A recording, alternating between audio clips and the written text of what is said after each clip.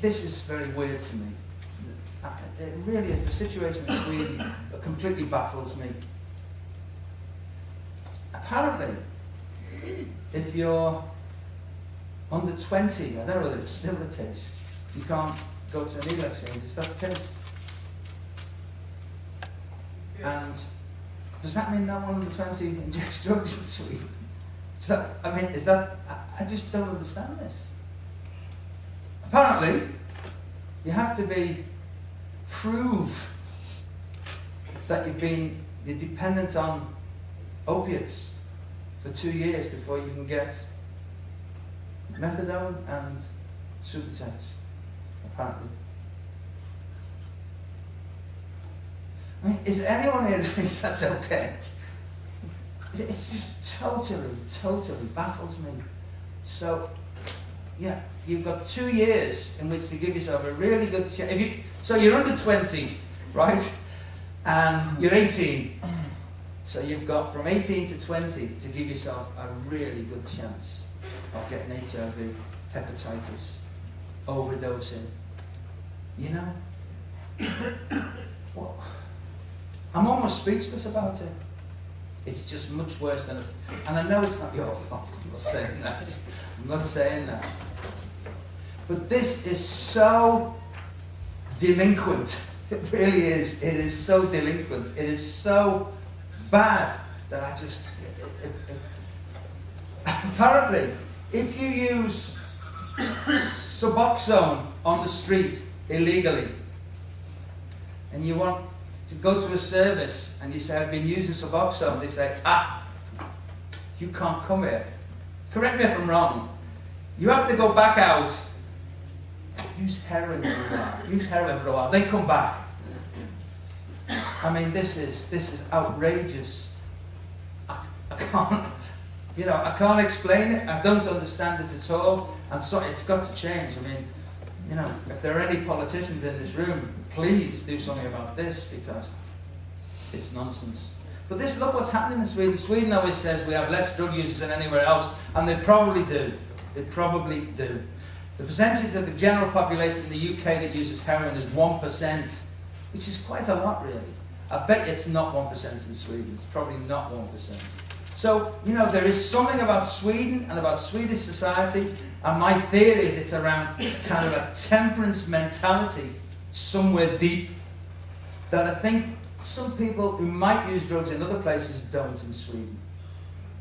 It's certainly not because they're going to go to prison or that kind of thing. I mean, But look what's happening. 14% of new HIV infections were because of injecting drug use. And people who inject drugs represent 57% of all hepatitis C infections. So, the situation is not as we're told it is in Sweden.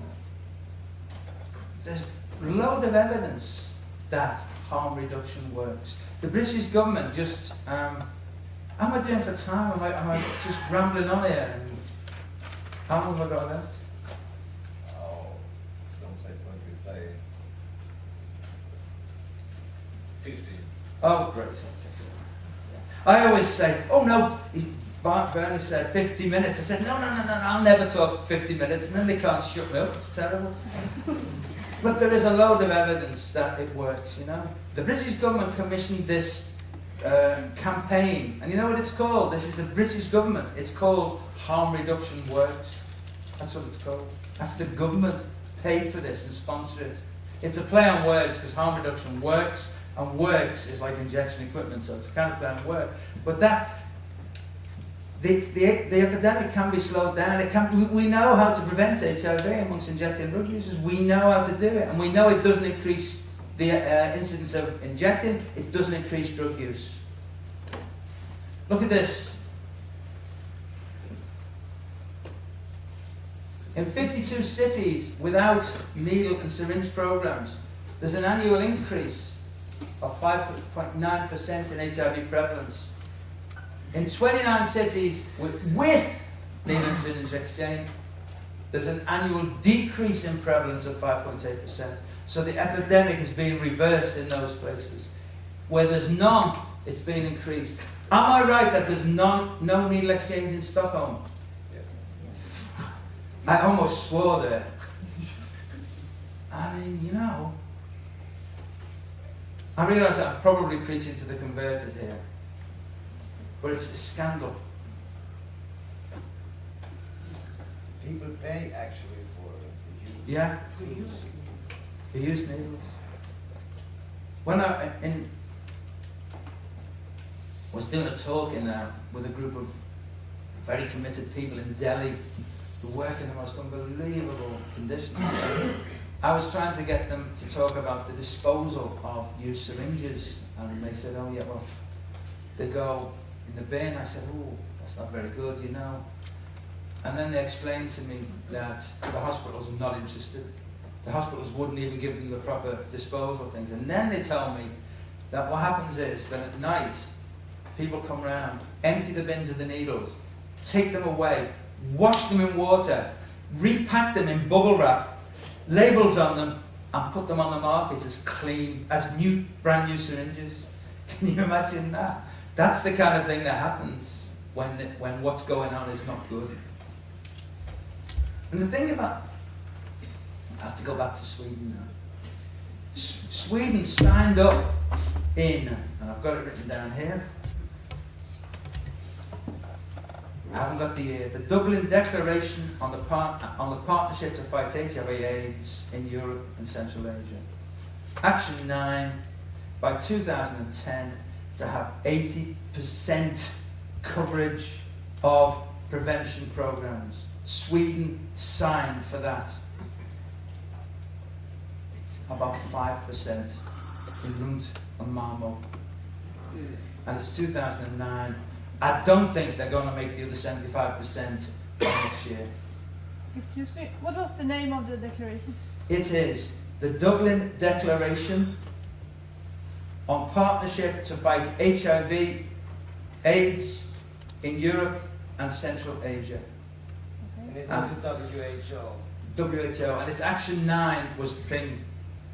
Sweden signed up for this.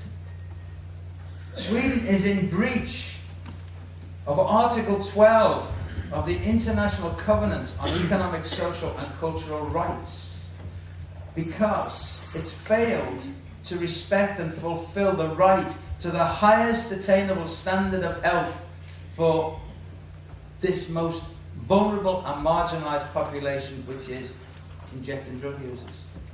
It's not something that Sweden can say, we don't like methadone, we don't like buprenorphine. They can say it, but they cannot act on that. They've signed up for these things. It's an obligation they've got. These things are medical interventions. Methadone is the most researched drug in the world.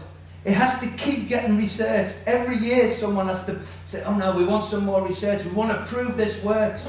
It's a medical intervention, as is insulin for diabetes. Sweden can't say, oh no, we don't like that. Well, it may not, but it does. Correct me if I'm wrong, Bern, but 16 years of reporting to the ECOSOC committee, Sweden has omitted to say anything about what it does for the problem of injecting drug use and HIV and all these other things. It has never said anything about it. Yeah, just omitted it from the report. And now, Bern with Damon Barrett from IRA were in Geneva last year And this year. and this year. And basically, they've said to the committee, you must ask Sweden to be accountable, to account for what it's doing, or more importantly, what it's not doing. I'm sorry to go on about your country. I know you understand that it's not you. This is just the situation. It totally flabbergasts me. I cannot understand the kind of rationale behind this, because there is no rationale. It's about people saying, we don't like this. We don't like this kind of behaviour, and we don't want to give you that because it's okay. So look, in Australia, by 2000, they estimated they had prevented 25,000 HIV infections.